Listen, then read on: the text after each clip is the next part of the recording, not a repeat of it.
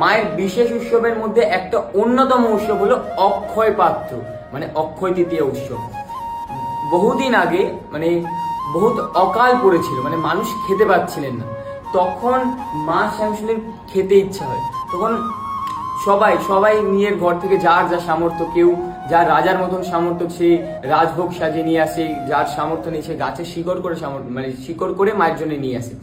তখন মা তাদের খাবার গ্রহণ করে অনেক প্রসন্ন হয়। তখন মা তাদেরকে বর দেয় যে আজকের তোদের এই ভক্তি, মানে এত ভালোবেসে ভক্তরা মায়ের জন্য এনেছিলেন, তখন মা আশীর্বাদ করেন আজকের দিনে যদি কোনো ভক্ত আমাকে অন্ন দান করে তার বংশে কোনোদিনও অন্নের অভাব হয় না। তাই বছরে একটা দিন অক্ষয় তৃতীয়ার দিন আপনারা সবাই, আপনাদের সবারই মানে কিছু না কিছু মনে আসে যে মাকে আমি নিজের হাত দিয়ে কিছু বানিয়ে দেবো। তো এই বছরে একটা দিন অক্ষয় পাত্রের দিন আপনারা সবাই নিজেদের বাড়ি দিয়ে আপনাদের মনের মতো নিরামিষ ভোগ মায়ের জন্য বাড়ি দিয়ে বানিয়ে আনতে পারবেন।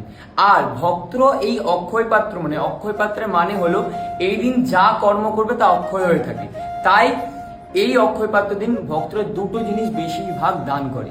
একটা হলো অন্ন, মানে নিজের হাতে তৈরি করা কিছু খাদ্য নিরামিষ, আর একটা সোনা।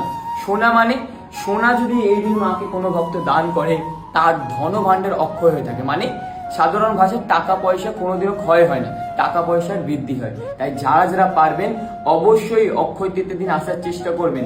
আর মায়ের কিছু লাগে না, মায়ের শুধু একটা জিনিস লাগে, কি জানেন? ভালোবাসা ও ভক্তি। মাকে ভালোবেসে ডাকেন, মা অবশ্যই আপনাদের প্রতিটা কথা শুনবে। জয় মা শ্যামসুন্দরী। জয় মা।